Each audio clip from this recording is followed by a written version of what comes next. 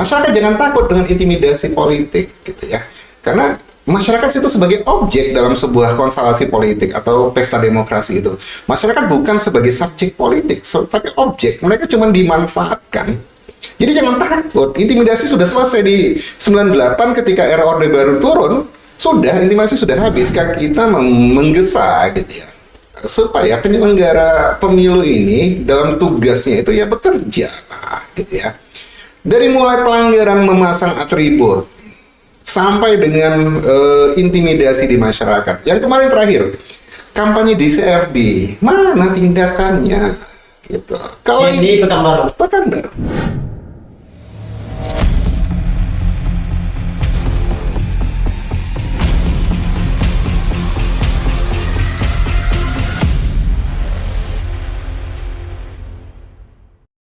Dr. Morris Adidiogia, Ketua Ikatan Keluarga Alumni Fakultas Ilmu Politik.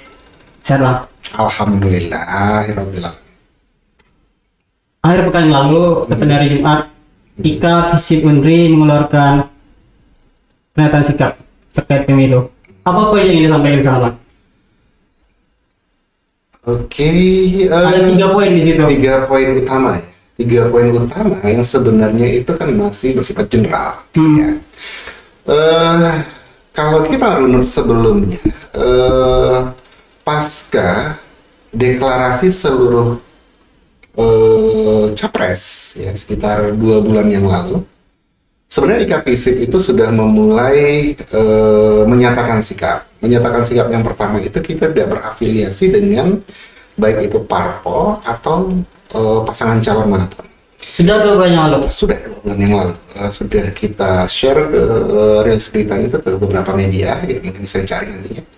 Kemudian hal ini sebenarnya untuk antisipasi sebagai insan akademis, intelektual akademis, ya kita harus bersikap mencerdaskan. Itu yang pertama, gitu ya.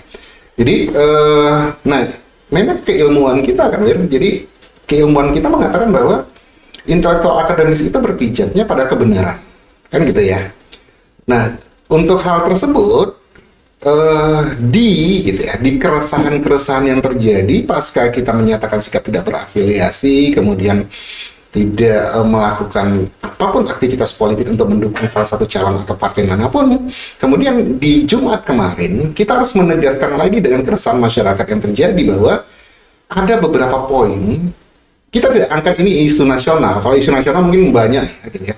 Tapi isu lokal artinya Riau secara spesifiknya lagi, itu kan banyak yang terjadi di masyarakat. Intimidasi, kemudian prinsip-prinsip luber jurdil yang sudah dilanggar.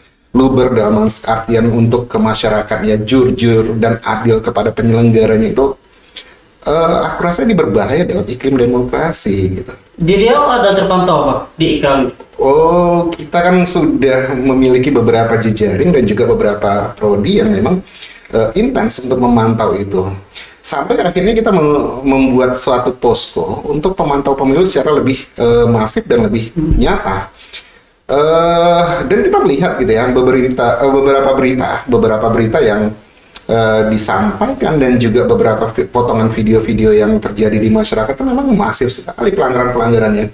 Dan yang paling konyolnya lagi dari penyelenggara pemilu menganggap tidak ada laporan. Ini kan lucu gitu ya. Makanya posko itu dihadirkan. Tapi kita bukan mau menjadikan lawan tanding kita, enggak. Kita cuma mau bantu bahwa demokrasi yang baik itu harus ditegakkan. Kalau mau menghasilkan satu tokoh-tokoh yang kita anggap kita pilih secara baik dan benar itu, gitu. Jadi 3 poinnya kan artinya yang pertama itu kita minta masyarakat jangan takut dengan intimidasi politik, gitu ya. Karena masyarakat itu sebagai objek dalam sebuah konstelasi politik atau pesta demokrasi itu. Masyarakat bukan sebagai subjek politik, tapi objek. Mereka cuma dimanfaatkan. Jadi jangan takut. Intimidasi sudah selesai di 98 ketika era Orde Baru turun. Sudah, intimidasi sudah habis. Tapi kalau dilaksanakan kembali, kita berarti membangkitkan batang terandum dari Orde Baru ini. Yang kedua itu adalah kita melihat bahwa beberapa pejabat pemerintah, artinya ketika kategori pegawai negeri sipil menjadi nomenklaturnya menjadi aparatur sipil negara itu adalah beban pelayanan publik yang diberikan oleh aparatur sipil kepada masyarakatnya. Ini kan harus dalam kategori netral, baik itu di ASN-nya, di militernya, atau di kepolisiannya, atau dari sisi yang artinya mereka dibayar oleh uang masyarakat melalui pajaknya gitu kan. Nah, ini harus mundur kalau mereka menyatakan sikap. Tapi kan ada beberapa potongan lagi yang kita nyatakan bahwa contoh gitu ya, tanpa menyebut daerah, kepala desa menyatakan sikap mendukung si A, si B, si C gitu kan. Udah melanggar sifat rahasianya. Kemudian dari sisi pelayanannya juga dia tidak netral. Nah, itu juga kita menjadi manifesto kita atau pernyataan sikap kita. Yang ketiga adalah ketika kita menggesa gitu ya, supaya penyelenggara pemilu ini dalam tugasnya itu ya bekerja lah, gitu ya. Dari mulai pelanggaran memasang atribut sampai dengan intimidasi di masyarakat. Yang kemarin terakhir, kampanye di CFD, mana tindakannya? Gitu. Kalau di Pekanbaru. Kita lebih kenapa kita lebih cenderung ke situ, karena ya untuk nasional sudah terlalu banyak lah ya. Kita nggak mau bicarakan tentang yang lain-lainnya. Lebih isu lokal ini gitu ya. BUMN yang berpihak ini juga menjadi BUMN yang terpaksa harus berpihak memang. bahasa terpaksa itu bahasa kekuasaan banget ya. Ditekan gitu. Tapi ini kan era yang aku bilang itu tanpa batas kan ya. Gini, kecerdasan politik masyarakat sebenarnya sadar atau tidak ya, Lir? 3 periode terakhir ini kan terbangun, Lir. Contohnya gitu ya, contoh yang nyata ya, kita baca gini. Walaupun berseliweran berita-berita hoax, tapi itu kan bentuk aktivitas kepedulian masyarakat terhadap proses demokrasi ya. Tapi ketika masuk intimidasi, itu kan sudah menghalangi. Hoax itu kan dibersihkan lah, ya kan? Ada petugas yang membersihkannya. Tapi intimidasi ini nggak ada petugasnya, boy. Kekuasaan yang bermain di belakangnya. Ini tidak menyehatkan, jadi menakutkan nanti. Kalau 2019 kita mengorbankan sekian ratus orang KPPS dan yang lain-lain pasca pemilu juga ada korban jiwa. Kita nggak mau lagi ini terjadi kan? Kita nggak mau lagi ini. Ya anggap itu Jakarta. Sebab ini terjadi di Riau gimana gitu? Gitu kan, Wir? Aku pikir sebuah proses demokrasi namanya pesta demokrasi itu untuk Yang gembira lah, Pak. gembira dong. Jangan menakutkan gitu kan. Ada curiga si A ke si B gitu. Silakan Anda mau pilih 01, 02, 03 bebas kok. Gitu. Kades dikumpulkan ya. Ini Bawaslu dengan PSP apa? Bawaslu lah kita seperti apa nih Bang? Bawaslu ini dia. Aku Ini bilang kan gini, tidak ada tindak lanjutnya atau seperti apa Pak? ya apa ya? Kok pasif ya gitu ya. Aku gini,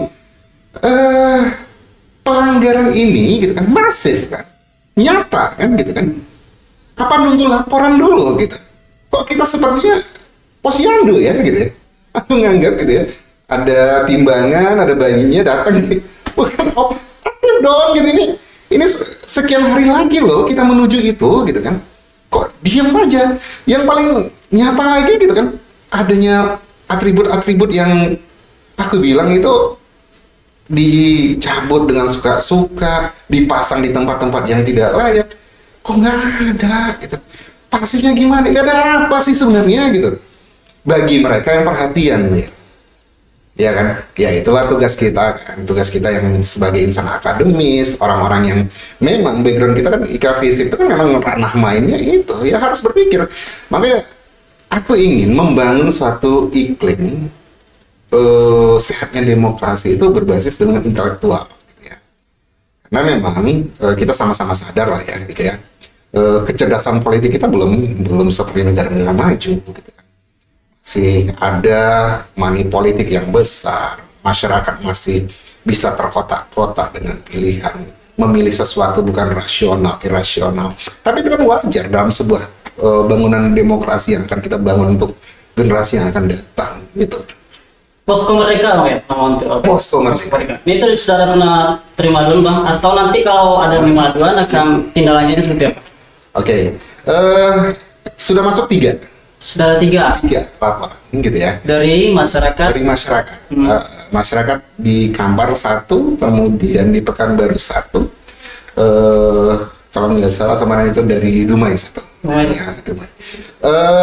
Tindak lanjutnya seperti apa? Kita akan rekap gitu ya. Nah ini juga persoalannya karena kita tidak punya kewenangan kan untuk menegakkan, tapi kita akan kawal ini gitu ya, dengan semua buktinya kita akan kawal gitu kan. Kepada memang pihak berwenang gitu. Apakah itu kepolisian, apakah itu nantinya kepada Bawaslu gitu ya, untuk menyampaikan laporan ini gitu. Masyarakat mungkin hanya sekedar menyampaikan saja sebuah retorika itu gitu kan, tapi dengan bukti ya. Kita nggak mau juga menyampaikan tanpa bukti ya gitu ya, sekedar fitnah aja nggak mau, tapi dengan bukti. Nah harapan kita ke depannya nanti sesudah gitu ya, kita validasi semuanya, kita sampaikan. Karena memang untuk bersikap kita nggak bisa, bukan kewenangan kita, dan kita nggak mau mencampuri kewenangan yang bukan milik kita gitu. Ada intimidasi nggak Bang pada Ika? Intimidasi setelah pernyataan sikap itu dari pihak-pihak tertentu? Oke. Pasca pernyataan sikap, apakah ada intimidasi? Kalau intimidasi nggak ada, malah ada beberapa pihak yang menganggap kita berafiliasi. Ya, berafiliasi dan partisan pada satu pasangan calon atau katakanlah begitu gitu ya. Kita katakan tidak ada satupun statement, saya bilang gitu, untuk menyatakan kita menjadi partisan paslon, gitu kan. Dan dengan tegas saya nyatakan bahwa ini sebenarnya untuk kecerdasan berpolitik, saya bilang, ya kan. Ranah yang lebih kecil kita ambil karena memang kemampuan kita sebegitu. Gitu. Alhamdulillah kemarin Unri juga sudah menyatakan sikap, gitu kan. Dan beberapa perguruan tinggi juga saya sudah menyatakan sikap ya. Itu mungkin mereka ambil yang skop yang lebih besar. Karena memang keilmuan kita orang fisik yang mempelajari dari mulai pengantar ilmu politik kan gitu ya, sistem politik Indonesia, pemerintahan dan pemilu, proses legislasi kita pelajari berapa mata kuliah itu gitu, berapa SKS, masa kita nggak ikut campur dalam cawe-cawe ini gitu kan.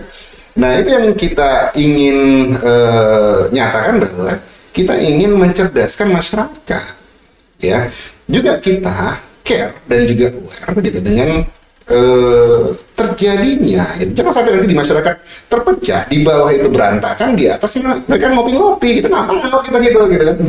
Masyarakat juga harus menikmati ini menjadi sebuah proses yang menggembirakan tadi gitu ya. Hari-hari terakhir sudah mungkin puluhan lah Bang, ya, kampus nyatakan akademis sudah. Kemarin itu udah 30-an ya, 32. Ini terorganisir nggak Bang? Atau inisiatif atau suatu gelombang? Oke. Aku pikir ini barisan hati nurani sih sebenarnya gitu ya. Kenapa gitu ya? Kalau dinyatakan bahwa ini ada oknum yang di belakang ini semua gitu kan, ya itu walau alam sawab gitu jawabnya. Tapi aku menganggap gitu ya, yang tampil saat ini adalah mereka-mereka yang berpikir bahwa negara ini darurat demokrasi. Darurat demokrasi. Mereka menganggap begitu. Dari mulai ya kita nggak mau nutup mata lah yang terjadi ya, ketika seorang pemimpin negara mengatakan boleh cawe-cawe dalam, kita nggak mengatakan ini salah gitu, karena aturannya membenarkan ini, tapi di atas kebijakan ada kebijaksanaan, ada etika. Itu dia etika gitu etika kan. Itu bukan tertulis. Tidak tertulis gitu kan. Kita membenarkan, kita tahu gitu kan, itu nggak salah ya kan, tapi ketika ikut serta dalam proses itu menjadi suatu yang kita pertanyakan etika politiknya, kita belajar itu kan gitu kan. Nah mungkin itu keresahan-keresahan itu gitu, membuat ini menjadi beberapa perguruan tinggi mengatakan bahwa mereka harus bersikap karena mereka memang gerbang terakhir dari idealisme. Dan perlu kita kutip satu statement dari Tan Malaka bahwa idealisme itu adalah kemewahan bagi generasi muda kan. Ya, quotes-nya Tan Malaka. Jadi anak muda itu harus idealis gitu. Lagi dari kampus Pak. Iya. Optimis Bang gelombang perlawanan ini kalangan tertinggi lah perguruan tinggi. Apakah gelombang sebentuk keresahan ini juga akan diikuti ormas-ormas mungkin atau kelompok emak-emak gitu. Akan sampai ke sana atau tidak Bang? Oke. Ya beberapa, kalau kita melihat ya gelombang yang terjadi, aku pikir cuma di level akademis saja sih. Tapi kalau sampai nanti bergerak ke ormas, kemudian bergerak ke organisasi-organisasi lainnya gitu kan, itu kan akses politik ya. Tapi kalau sampai dengan proses nanti tanggal 14 Februari, aku pikir kecil kemungkinannya, karena pemerintah juga sudah sangat tegas sekali kan untuk itunya gitu kan. Kita menganggap bahwa demokrasi kita ini gitu kan memang diketatkan saat ini gitu kan, sehingga untuk bersuara pun sekarang menjadi lebih rumit gitu. Tapi kita bersyukurnya apa gitu kan, dari kaum intelektual sudah bersuara. Kalau nanti pasca proses, aku yakin akan ada hal itu terjadi gitu ya, deklarasi-deklarasi untuk menyuarakan keadilan, menyuarakan tentang demokrasi yang jujur dan bersih dan lain-lainnya gitu. Tapi untuk sampai tanggal 14 untuk mobilisasinya kecil kira-kira. Tapi bisa dipastikan ini memotret pemilu dan demokrasi kita bukan karena elektoral dan elektabilitas, Bang ya? Atau karena elektabilitas dan elektoral kemudian memotret keadaan pemilu kita, keadaan demokrasi kita. Apa motivasinya gitu ya? Apa motivasinya? Kalau aku pikir keresahan aja sih sekarang ini.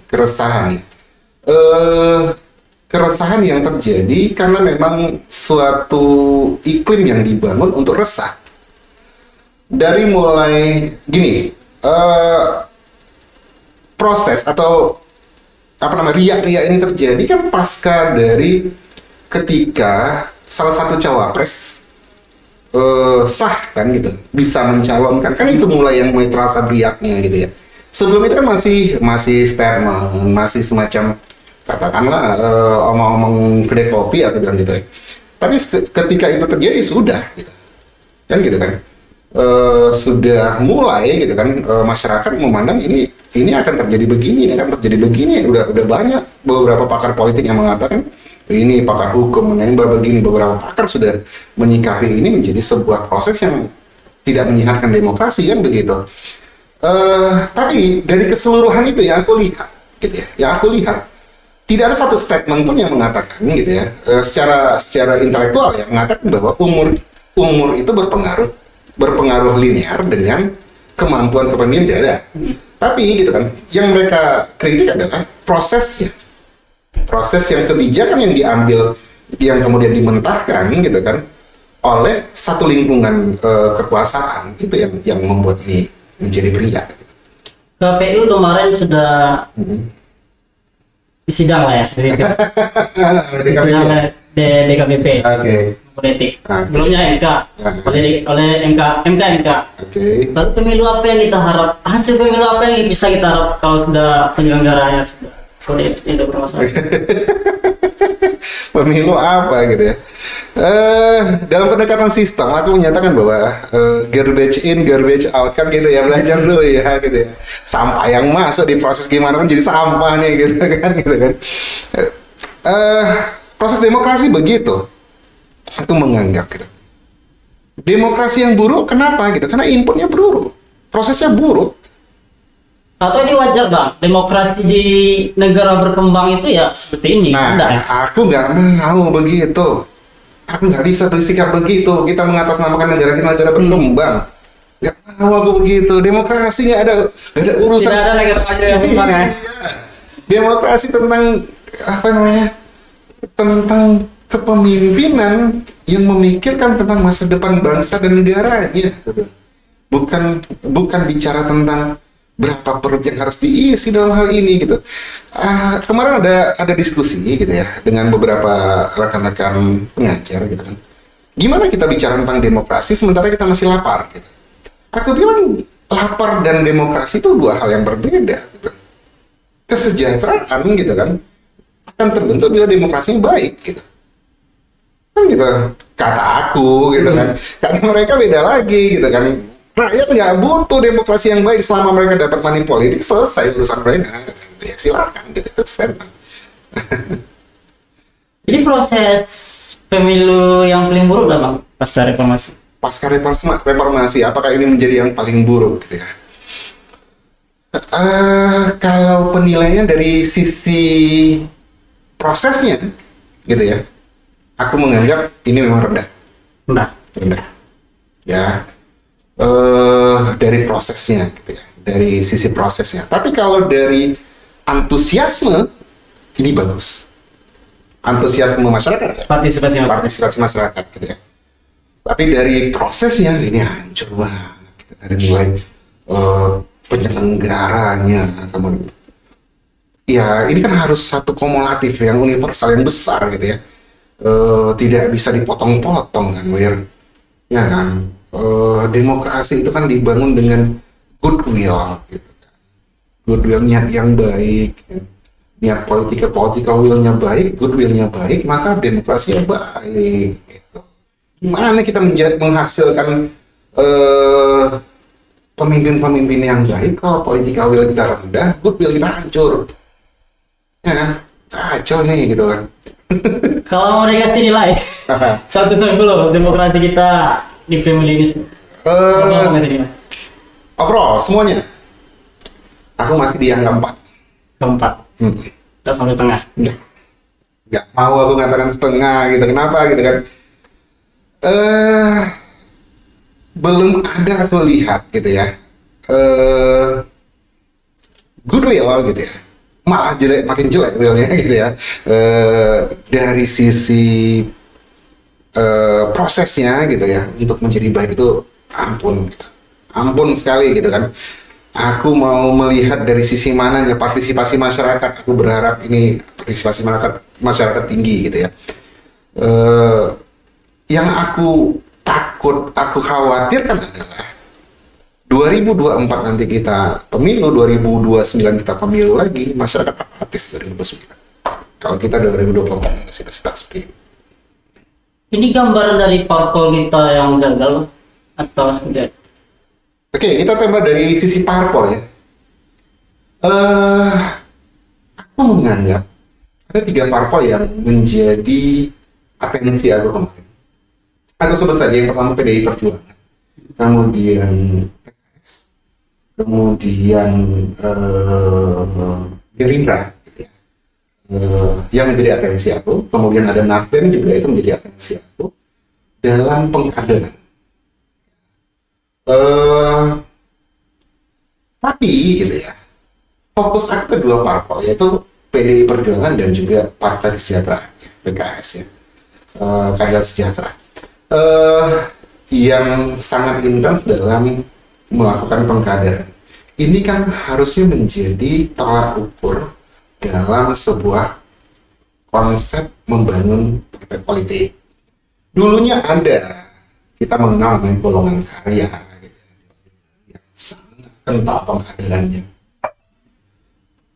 Pasca 2014, partai-partai sudah menjadi, aku katakan bahwa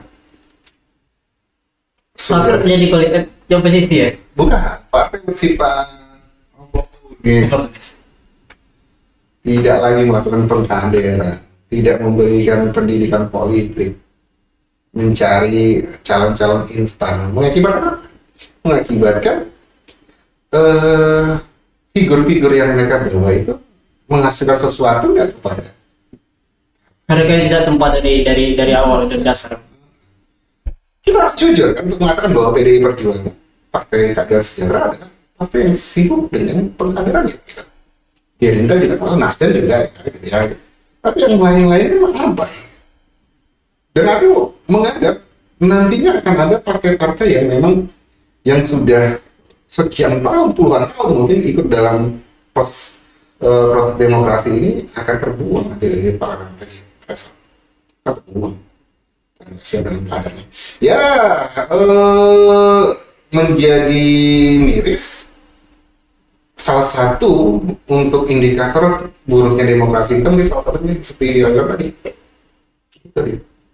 Partai nggak siap dengan kadernya, pasti siap dengan oportunisnya, siap dengan yang penting ikut dulu, yang penting menang kan gitu. Sementara kan itu kan masuk kita bernegara ini kan.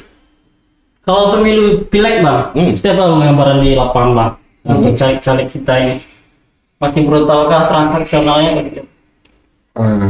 Sangat ya. sangat brutal ya. Jangan tutup mata boy, gitu kan. Saya ulangi sini Pak, kemarin saya juga pernah saya sampaikan. Aku minum lah santai. Salah seorang mantan ketum parpol, jika ya pengen terima, jika mau mendapatkan 3.000 suara, seperlah 9.000 amplop. Itu brutal sekali itu kan, cuma ada amplop. Ya gimana? Itu kan warisan kan? Money politik kan bukan hari ini munculnya kan? Keberhasilan money politik yang pertama itu 2009 loh. Masifnya. Tarif pertama 2009. 2009. Sebelum itu kan orang hidden, laten ya gerakannya. Sekarang coba datang Wir. Apa yang terjadi ini gitu ya? Ini kan ekses. Jangan katakan ini terjadi hari ini, karena memang keberhasilan duduknya mereka pada posisi wakil rakyat itu, mereka memberikan pembelajaran bagi lingkungannya bahwa kalau aku duduk dulu dengan berhasil dengan begini, ya kalian juga bisa kan gitu. Ya akhirnya bertarung kan gitu. Ya masyarakat sih aku anggap itu normal, tapi ketika gini, masyarakat itu kan objek. Artinya mereka kan menunggu. Kalau datang dengan duit ya silahkan gitu kan. Aku terima kan gitu. Memang ada tagline-tagline ambil duitnya, jangan pilih orangnya gitu kan. Tapi ketika ditambah dengan intimidasi gimana? Kita kan kayak lagi ya. Iya dong. Kita ingat lah ketika tahun berapa ya? Pemilihan Pilwako dulu, ingat nggak? Ada mesin air, ada ini, ada jilbab, ada apa? Itu kan bagian kan gitu kan. Pokir untuk kayak gitu. Itu macam-macam lah yang terjadi gitu. Jadi dalam proses legislasi gitu kan. Di satu sisi ya jangan tutup mata lah, itu terjadi gitu. Cuman gitu, aku berharap ini ya menjadi perhatian. Gitu.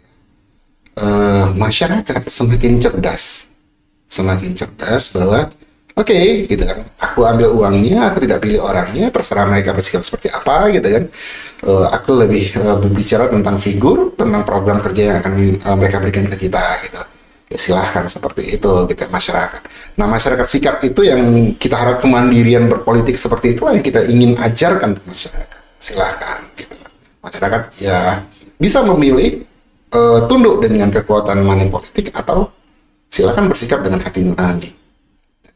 Karena luber itu adalah prinsip demokrasi Indonesia untuk si pemilih gitu, langsung umum bebas rahasia. Jadi kata rahasia itu kan itu untuk si pemilih kan gitu kan. Jujur dan adilnya kan untuk penyelenggara. Dua konteks yang berbeda kan. Terakhir Bang, pencerahan bagi kita semua, tinggal beberapa hari pemilu. Untuk pileg dan pilpresnya ada pencerahan dari seorang Dr. Morris. Pencerahan utamanya aku bilang gini. Pesta demokrasi itu adalah sebuah pesta yang melibatkan seluruh elemen, dilaksanakan dengan input yang baik, dengan proses yang mumpuni dan menghasilkan orang-orang yang kapabel. Masyarakat sebagai objek harus lebih bisa memilah, lebih bisa melihat, lebih bisa bersikap untuk menyatakan pendapatnya, kebenaran sesuai dengan hati nurani dan pemikirannya, dan memilih yang sesuai dengan apa yang diinginkannya.